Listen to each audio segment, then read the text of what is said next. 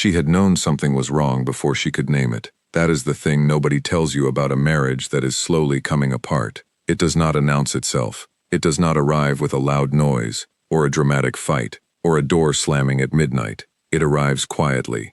It arrives in the way a man stops looking at you when he walks into a room, in the way his laugh sounds different when he is on the phone and does not know you are nearby, in the way he sleeps too far to his side of the bed, as if even in sleep he is practicing the distance he is planning to keep. Her name was Caroline. She was 34 years old. She had brown hair that she wore in a low ponytail most days because she was always running somewhere, always managing something, always holding something together that nobody else seemed to notice was about to fall. She had a daughter named Lily who was 6, who loved strawberry yogurt and hated the sound of thunder, and who had her father's green eyes and her mother's stubbornness. And she had a husband named Daniel who was, by every measure that the outside world could see, a success. Daniel was the kind of man who made a room feel important when he walked into it, tall, well-dressed, with the kind of easy confidence that some men are simply born with, the kind you cannot teach and cannot fake. He worked in finance. He had a corner office and a company car, and a group of colleagues who told him he was brilliant so often that he had stopped needing to hear it because he already believed it. At dinner parties, people leaned toward him. At family gatherings, her relatives asked after him more than they asked after her. Her own mother had once said, without meaning any harm by it, that Caroline had done very well for herself with Daniel, and for a long time, Caroline had agreed. They had met when she was 26, at a charity event that neither of them had particularly wanted to attend. He had said something funny about the canapés. She had laughed. 3 years later, they were married in a garden on a mild October afternoon, with Lily's grandmother crying in the front row, and Daniel looking at Caroline like she was the only thing worth looking at in the entire world. She had held on to that look for years. She had turned it over in her mind during the hard stretches, the way you hold a coin you found in an old coat pocket, something small and solid that reminds you of a time when things were simpler. The first time she noticed something felt wrong, Lily was not yet 2 years old. It was a small thing, such a small thing that she almost talked herself out of it entirely. She had come downstairs late at night to get water, and Daniel was sitting at the kitchen table with his phone, and when he heard her footsteps he had closed the screen and set the phone face down on the table so quickly that the motion itself was the answer to a question she had not yet asked out loud. He had smiled at her. He had asked if the baby was sleeping. She had said yes. He had gone to bed 10 minutes later. She had stood in the kitchen for a long time after, drinking her water and looking at the place where his phone had been, and then she had told herself she was tired. She had told herself that new motherhood made you suspicious of everything, made your brain manufacture threats because it was already so flooded with anxiety that it had nowhere left to put all of it. She had told herself that a man turning over his phone was not a confession. It was just a man turning over his phone. She believed that for about 3 months. Then it happened again. Different night, same motion, same too quick turn of the phone, same easy smile that did not quite reach his eyes. But she did not say anything. That was the part she would later find the hardest to explain, even to herself. She did not say anything because she was afraid of what saying something would set into motion. She was afraid of the conversation that would follow. She was afraid of the look on his face when she accused him, whether the look would be guilt or anger, because both of those looks would mean something she was not ready to deal with yet. She was afraid, most of all, that she was wrong, and that asking would damage something that was still, in most of its parts, intact. So she stayed quiet. She filed things away. She watched. She noticed that his trips for work started coming more frequently. He had always traveled for work, so the trips themselves were not unusual, but the frequency changed. 3 a year became 5, then 7.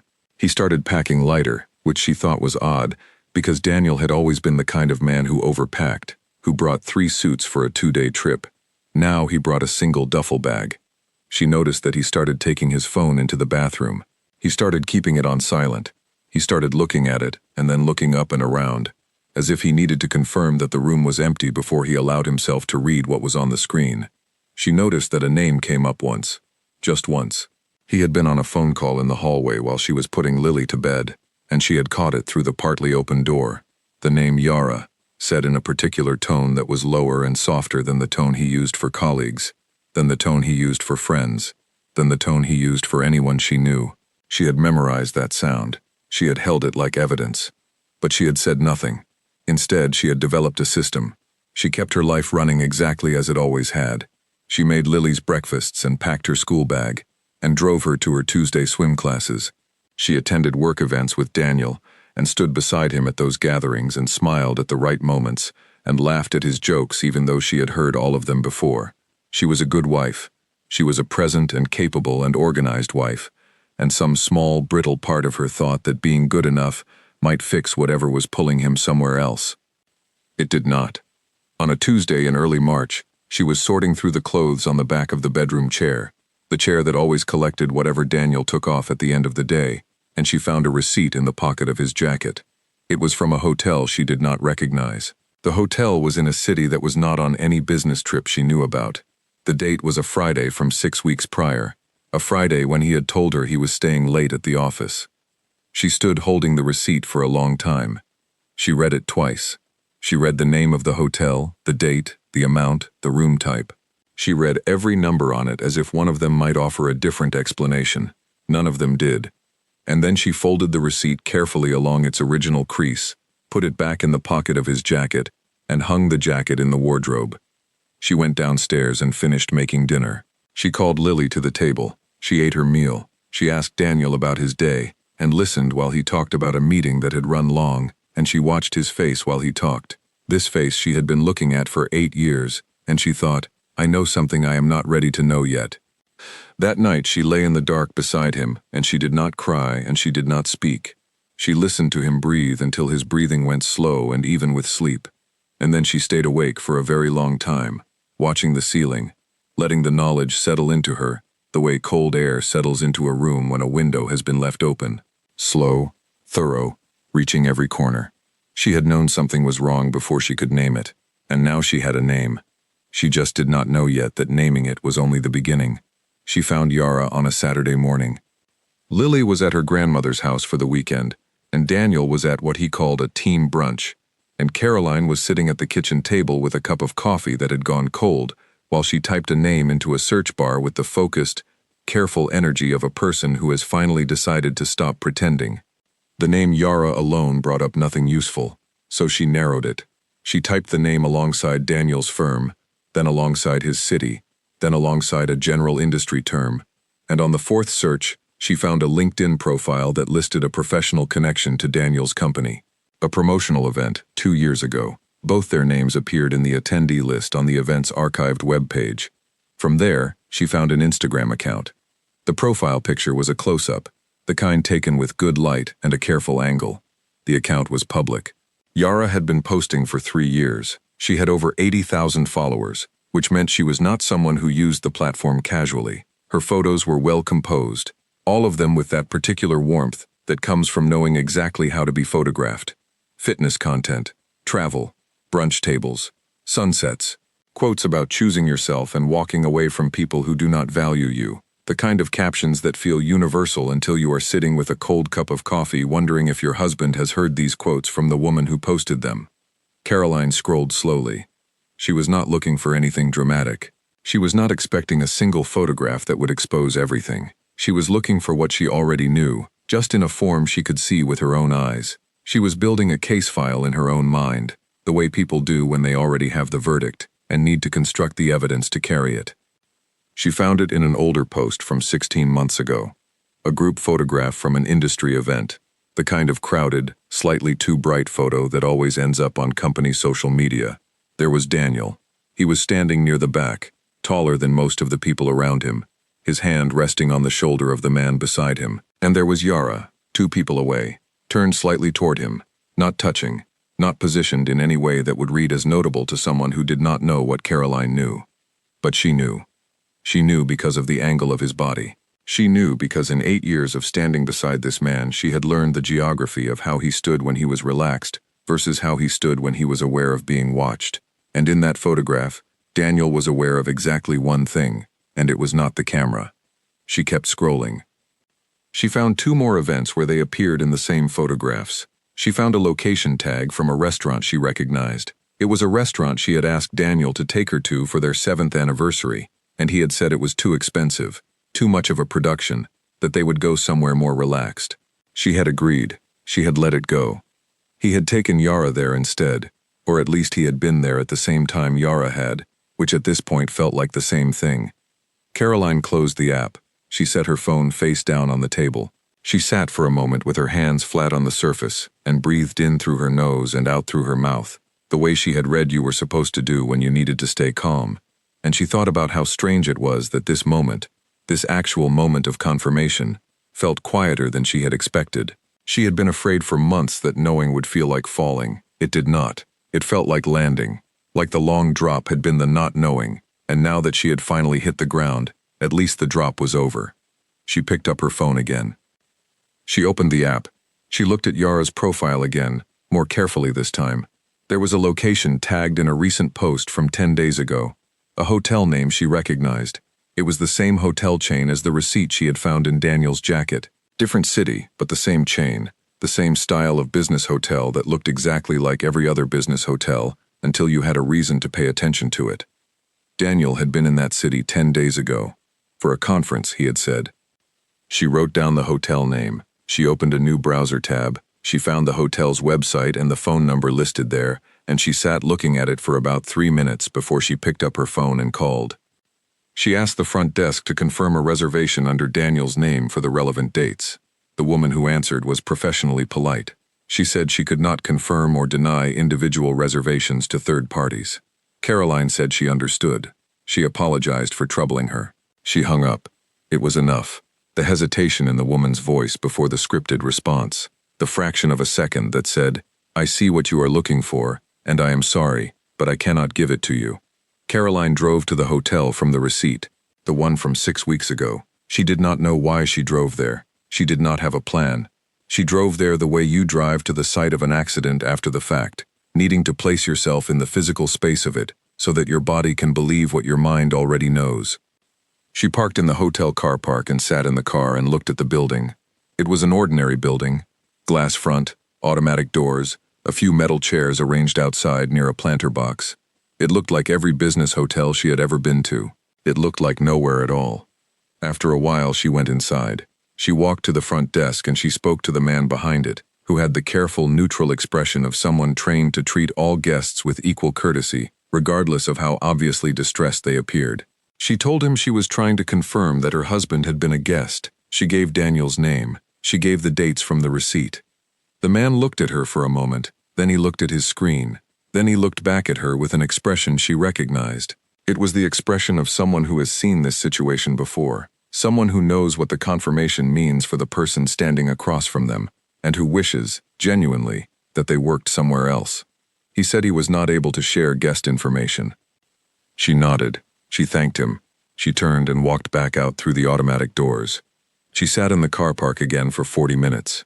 It was a gray afternoon, the kind with flat light and a low ceiling of cloud that made everything look slightly washed out. She had a protein bar in the glove compartment, one of the ones she bought in bulk and put in every bag and every compartment because she was always forgetting to eat when she was busy, and she ate it sitting in that car park outside that hotel, looking at nothing in particular, feeling something she did not have an exact word for. Not grief yet, not anger yet. Something earlier than both of those. Something like the moment just before a wave hits, when you can see it coming, and you have already decided that bracing for it will not actually help.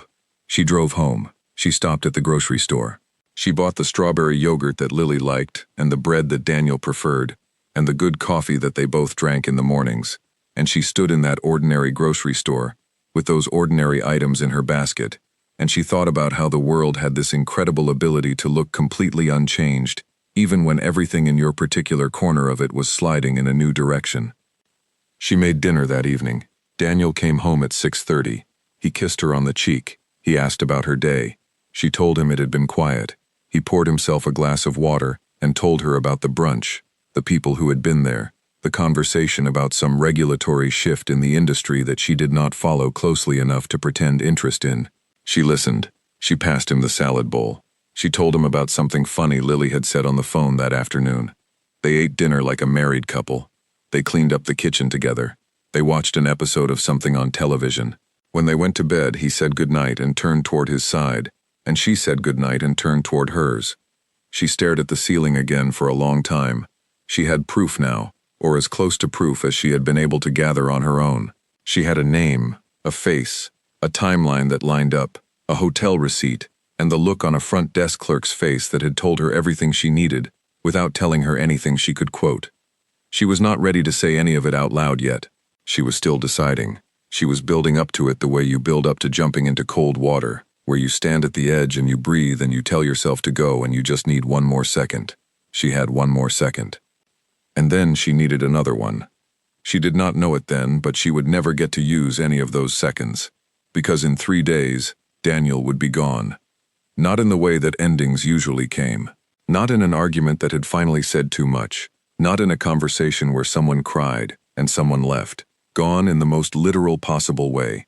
Gone by morning, without a word, without a note, without an explanation that she could hold in her hands and examine, and eventually understand. Just gone. The question of where he went would come later. The question that would live in her bones for months, the one she could not let go of even when she tried, was simpler and more specific than that.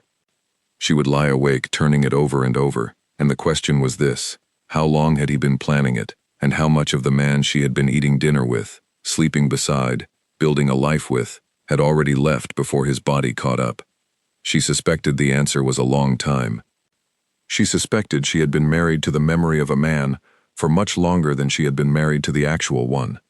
She woke at 5:47 in the morning. She knew the time exactly because she looked at the clock on the nightstand immediately, the way she always did when something pulled her out of sleep. It was one of those habits she had developed after Lily was born, the need to locate herself in time before she was even fully conscious.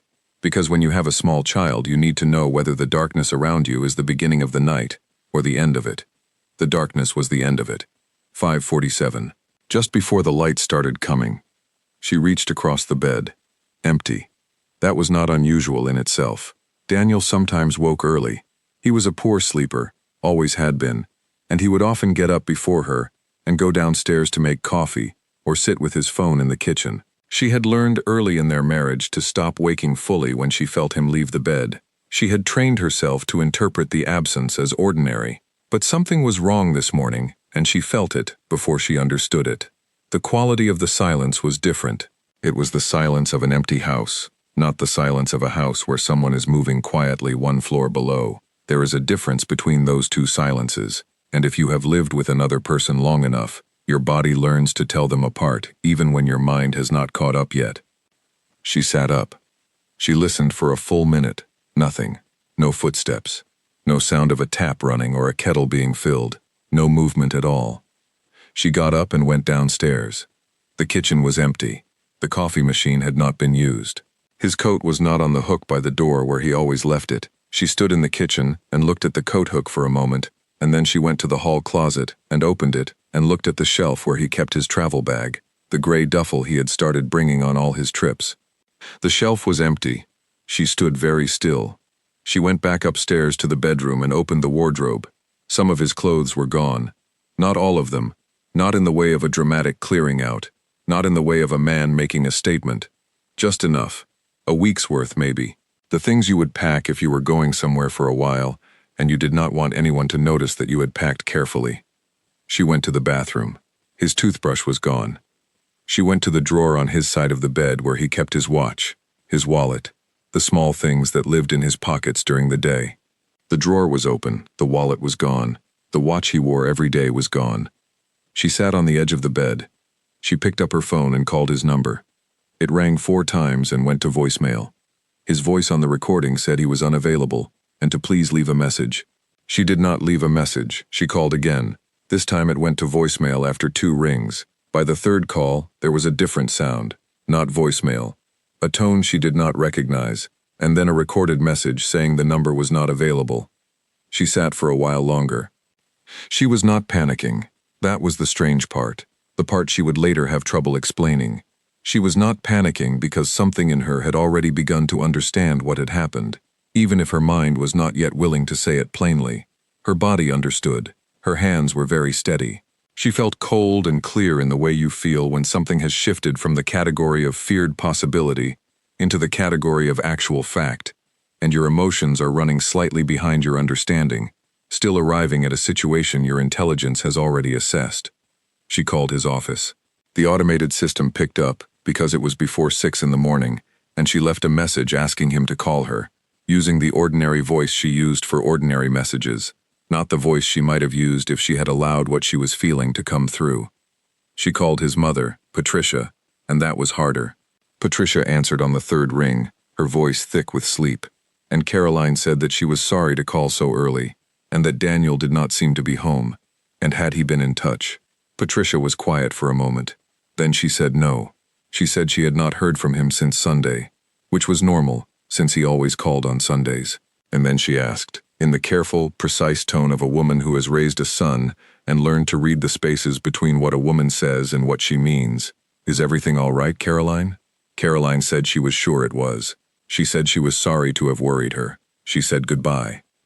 She went downstairs and made coffee. She stood at the counter and drank it while it was still very hot, and she looked out the window at the garden, at the grass that needed cutting, at the small pink bicycle Lily had left on the path 2 days ago, and she thought about the steps she needed to take. She was always better with steps. She had always been better when there was a sequence to follow, a rational order to things, something to do with her hands. Step 1, she called the police. The officer who took her call was patient. He asked the questions she expected: age, description, what he had been wearing when she last saw him, which she realized she could not answer, because she had not seen him when they went to bed. She had simply felt his presence and assumed the rest. She told the officer about the missing clothes, the missing wallet, the phone that had cut off. She told him about the gray duffel bag. The officer listened. He was kind in the way that people are kind when they are used to delivering information that most people do not want to hear. He said that in cases where an adult left voluntarily, where there were no signs of struggle, and where personal belongings had been taken in a deliberate way, it was often not classified as a missing persons case in the traditional sense. He said that did not mean they would not take a report. He said they would follow up. He suggested she give it a day or two in case Daniel made contact. He said it was not uncommon for people to leave suddenly and then reach out once they had time to think. She thanked him. She hung up. A day or two. She sat at the kitchen table with her second cup of coffee, and she thought about what she would tell Lily, who was coming home from her grandmother's house that afternoon. She thought about the school run on Monday. She thought about the direct debit for the mortgage that came out on the 15th, and whether the money was there, and whether she should check the accounts. She thought about all of these practical things with a focused attention that she recognized as a coping mechanism, the way her mind always ran toward logistics when it could not safely run toward feeling. She checked the bank accounts. The joint account was fine, the balance was normal. She looked at the transaction history, and it was ordinary for the past 2 weeks. Groceries, petrol, a dinner she remembered, a hardware store visit she had forgotten. Nothing that explained anything. But there was a problem. She could not access one of Daniel's other accounts. She had the login details because they had shared a spreadsheet of household financial information years ago, a practical precaution they had made when they first bought the house. She typed in the login. It said the password had been changed. She tried again. Same result. She sat looking at the screen for a long moment. Then she opened a new tab and searched for a financial advisor. She saved 3 names and wrote them in her notebook. She did not call any of them that day. She was not ready yet, but she wrote down the names, and that felt like something. It felt like the beginning of something she had not been willing to begin before. She went to the front door and stood looking at it. She thought about Yara. She thought about the name she had been carrying around for months like a stone in her pocket, heavy and unspoken. She thought about the Instagram account and the photographs and the hotel receipt and the look on the front desk clerk's face. She took out her phone. She opened Instagram. She searched for Yara's account.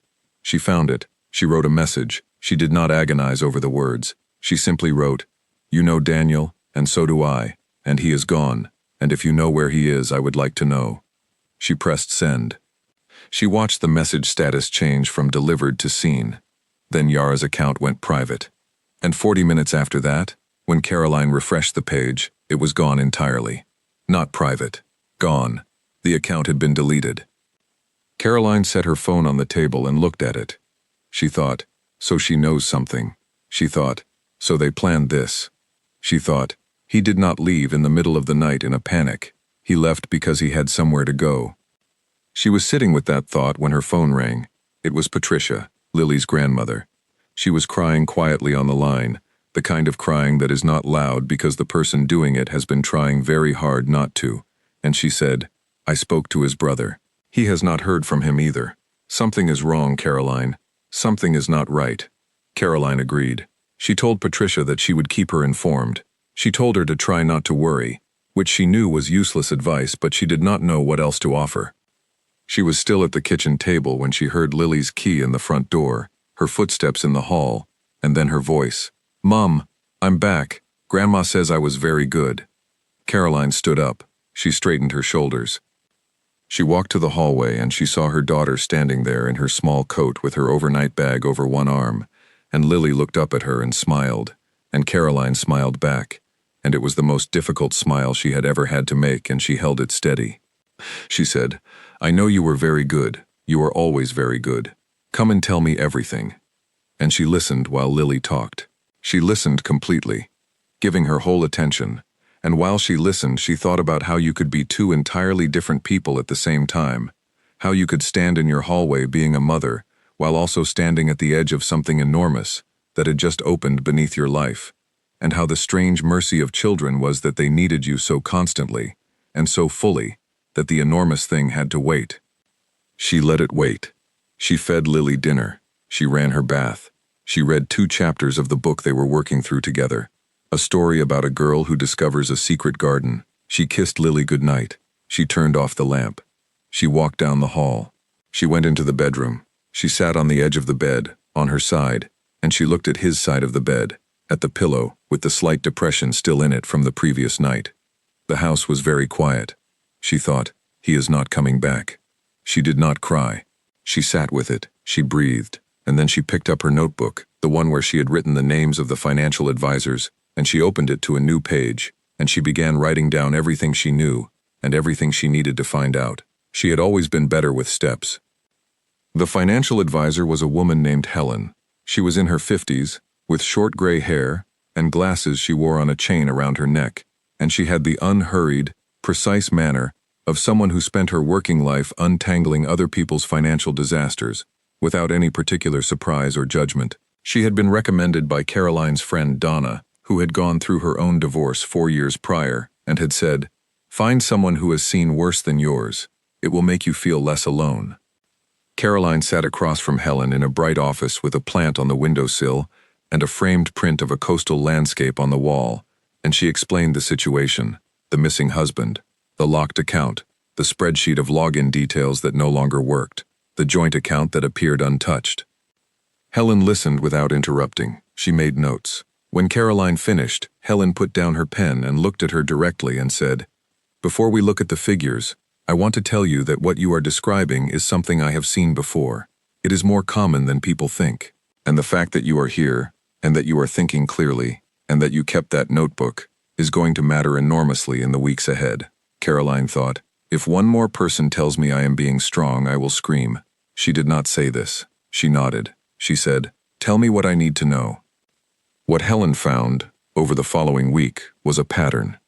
The joint accounts were normal. All of the household finances that Caroline had access to, all of the day-to-day money that went toward the mortgage and the groceries and Lily's school fees, all of that was intact. Daniel had not touched any of it. He had not, in any visible or obvious way, stripped their shared life of its financial structure. But there was another account, an account in Daniel's name alone.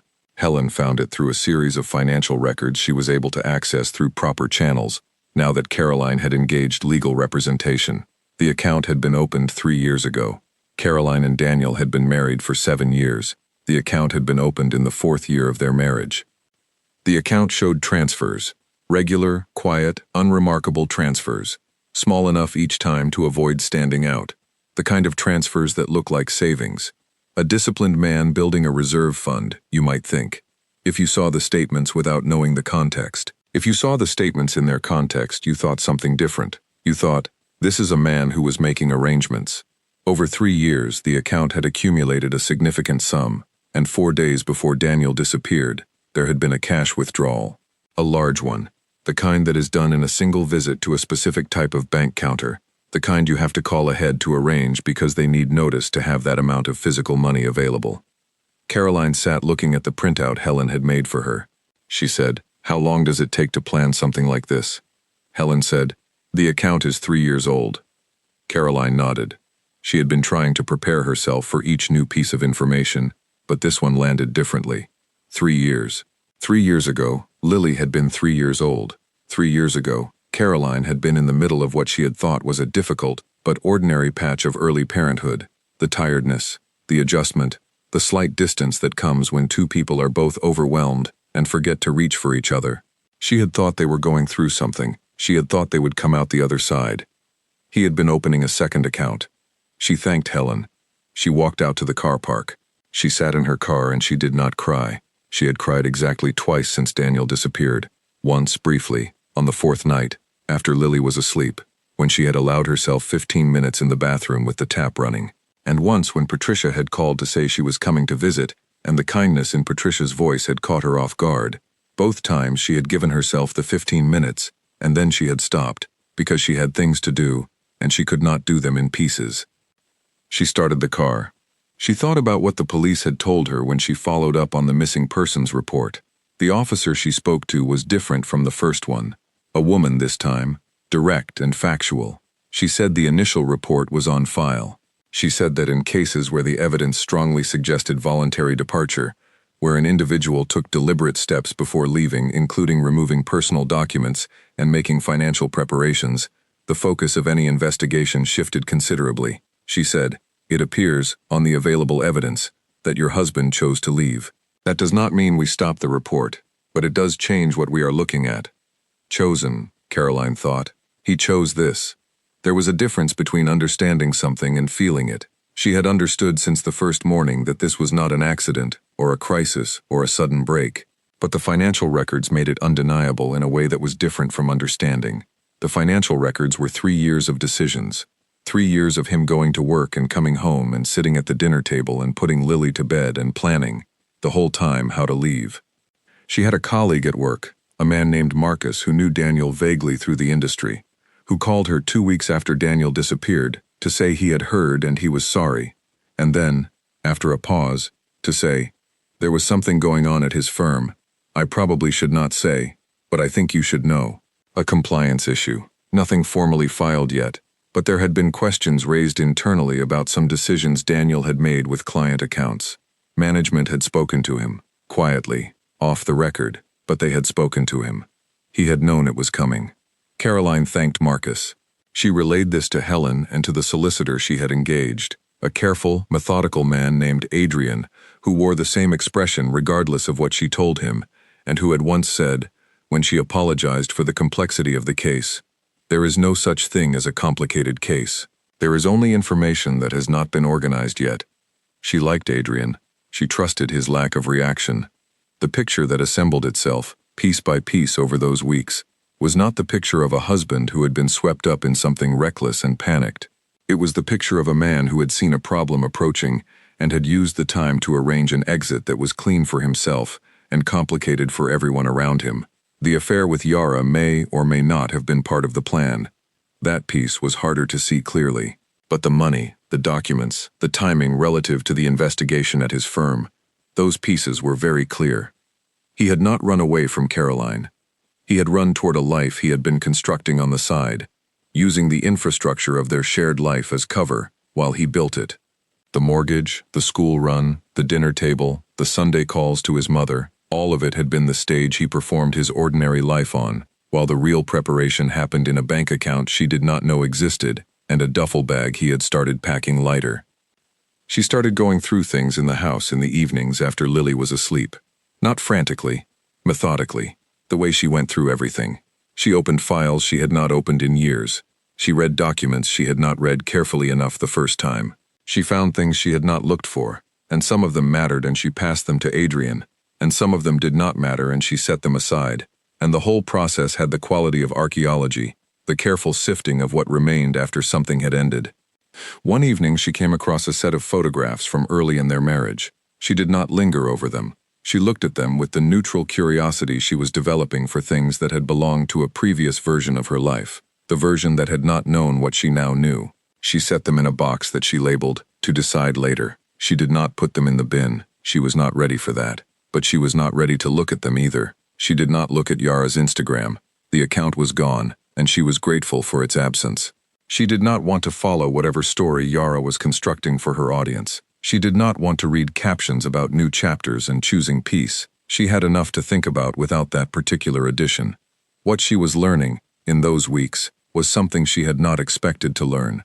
She had expected to feel rage more than anything. She had spent so much of the months before his disappearance managing a low, constant dread, and she had assumed that the confirmation of everything she feared would release that into something large and burning. She had thought she would be furious. She was furious sometimes, but the furious moments came and went, and they were not the dominant weather of her days. The dominant weather was something quieter and more complex. It was a kind of reckoning with her own blindness. Not a self-blaming blindness, or at least she was trying not to let it be that, but a genuine curiosity about the gap between what had been happening and what she had allowed herself to see. She thought about the coat hook every morning when she walked past it. She thought about the way she had put the hotel receipt back in his pocket. She thought about the name Yara, spoken in a low voice in the hallway, and how she had filed it away and kept filing things away for months, building a cabinet of things she was not ready to open. She had not been naive, she decided. Naive was the wrong word. She had been strategic, in the way that people are strategic when the truth threatens something they are not yet prepared to lose. She had been managing the pace of her own understanding. She had kept herself just slightly behind the information because catching up fully would have required her to act, and acting would have meant dismantling something she was still, some part of her, trying to save. She stopped trying to save it somewhere in the 4th week. Not dramatically, the way you stop holding your breath when you finally accept that the air is gone. She let it go. She called Helen and they made a plan. She called Adrian, and they began the legal process. She called the school and spoke to Lily's teacher, briefly and without detail, about the fact that there was a change in the family situation, and that Lily might need some extra attention. She made Lily's lunches every morning, and drove her to school, and collected her every afternoon, and made her dinner, and read the garden story, and turned off the lamp. She ran her own life with the same thorough competence with which she had always run everything, and nobody who saw her doing it would have known how much was happening beneath the surface. But she knew, and she was paying attention, finally, to everything. The letter arrived on a Tuesday morning. It came in a plain envelope, business-sized, with a solicitor's name and address in the upper left corner. Caroline had not heard of the firm. She turned the envelope over in her hands before opening it, standing at the kitchen counter with Lily already at school, and the house quiet, and the coffee made and cooling beside her. She opened it carefully. Inside were 2 documents. The first was a short covering letter from the solicitor, formal and factual, stating that it had been engaged on behalf of Daniel, with instructions to deliver the enclosed. The second document was a set of divorce papers. There was a return address at the top of the covering letter, Portugal, a city she recognized as one of those coastal places that had become popular in recent years with people who wanted a certain kind of life. Warm, slower, picturesque, a place that photographed well. There was no phone number, no personal note, just the name of the solicitor, the address, and the papers. She read through the divorce papers. They were straightforward. They proposed the dissolution of the marriage on the grounds of irretrievable breakdown. The financial terms were outlined in the attached schedule, which was, she noted, both more generous than she had expected, and clearly designed by someone who had consulted a lawyer about exactly how generous he needed to be in order to make the process uncomplicated. He had kept enough. He had left enough. It was calculated, all of it. Even his generosity was precise. She set the papers on the table. She sat down. She looked at the address. She read it twice. She did not attempt to memorize it. She had a deliberate quality to this, a conscious choice she made in the moment of reading. She was not going to memorize this address. She was not going to keep it in her mind like something she might use. She was going to read it and acknowledge it and let it exist, and then let it be just a detail in a document. She called Adrian. She read him the relevant details. He asked if she had questions about the terms.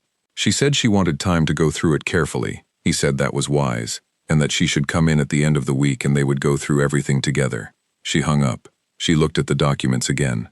She thought about what it meant that he had a solicitor, that he had an address, that somewhere, 11 months after he had taken his gray duffel bag and his wallet and his passport and disappeared from their house at some point in the night, He was sitting in a coastal apartment in Portugal with a view she could probably imagine if she tried, and he had engaged a solicitor, and he had set the terms of the ending of their marriage, the way he had set the terms of everything, from a position of having already made up his mind.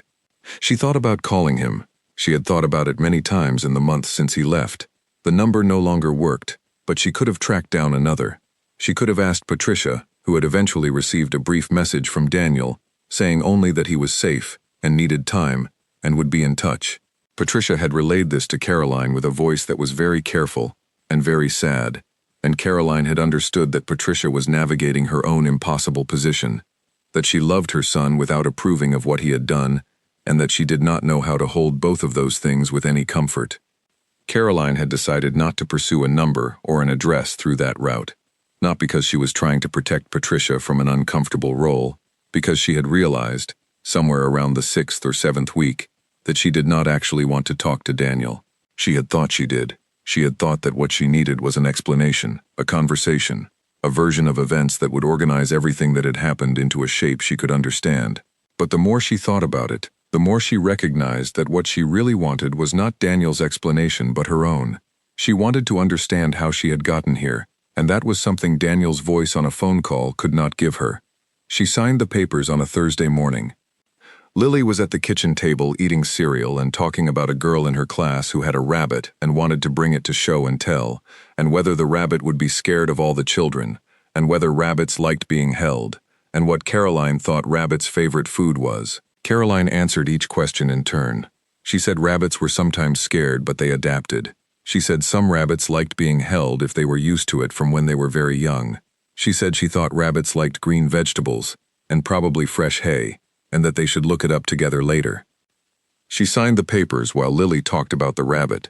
She signed them in the space that had been provided, with the pen she used for everything, a plain black pen she had had for years.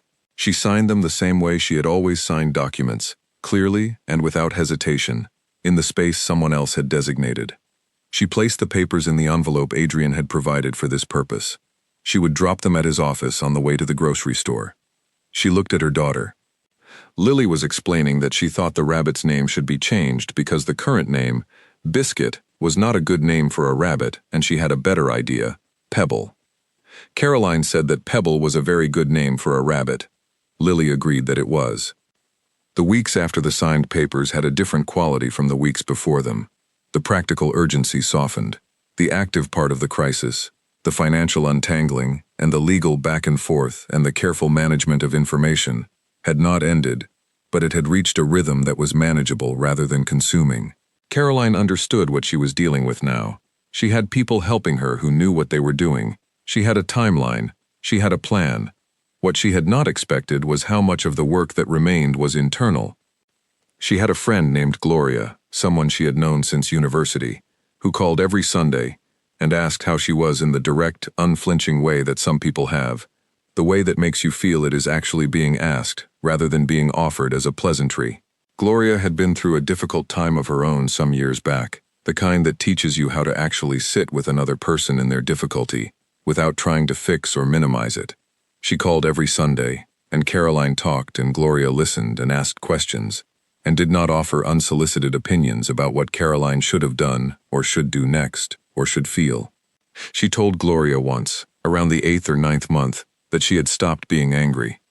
Gloria asked her to say more about that. Caroline said, "I thought anger would be the big thing. I thought I would be furious for a long time. And I was, sometimes. But the anger was not the main thing. The main thing was more like, I spent a lot of time being curious about my own blindness, about why I kept putting things back, the receipt, the phone, all of it." Gloria said, "Do you think you know why?" Caroline said, "I think I stayed because leaving takes a shape you cannot always see when you are inside the situation. Staying has a shape you know. You know exactly what staying looks like every single day. And even when what you are staying for is no longer what it was, the shape of it is familiar, and familiar is very hard to leave." Gloria said, "That is the most honest thing I have heard someone say in a long time." Caroline said, "I have had a lot of time to think." She sold the house in the spring. It had been on the market for 2 months, and the offer came in above what she had expected, which Adrian said was a reflection of the market more than anything else. but which she chose to take as something else. Not a sign, she was not a person who believed in signs, but as a fact that felt clean and positive and like a beginning of something rather than an end. She moved with Lily to a smaller apartment in a part of the city she had always liked but they had never lived in before, partly for practical reasons, partly because she wanted to live somewhere that had no memory of the previous version of her life. The apartment had 2 bedrooms and good natural light in the mornings, and a small courtyard that Lily immediately decided would be the right size for a rabbit. Caroline got a dog instead, a small, stubborn terrier named Arthur who refused to sit when asked but who slept on Caroline's feet every night, and who Lily adored beyond all reasonable proportion. The dog was not a solution to anything, but he was good company and he had to be walked twice a day, and walking twice a day turned out to be one of the most structurally useful things in her life, that enforced daily contact with the outside world, the rhythm of a route, the small social interactions with other dog owners that were brief and low stakes, and oddly comforting. She started having dinner with Lily on Friday evenings without the television on, which had not been their habit before. Lily had suggested it actually, in the oblique way that children sometimes suggest things they need without knowing how to ask for them directly. She had said, "Can we have dinner and just talk on Fridays?" And Caroline had said yes, of course, and she had meant it, and they had started doing it, and it had become the part of her week she looked forward to most. Someone asked her, at a point she could not now precisely remember, whether she had ever found out why Daniel left when he did, why that specific night, what had made it that night and not a different one. She thought about it for a moment. She said, "I think the timing was probably driven by the situation at his firm, the compliance issue.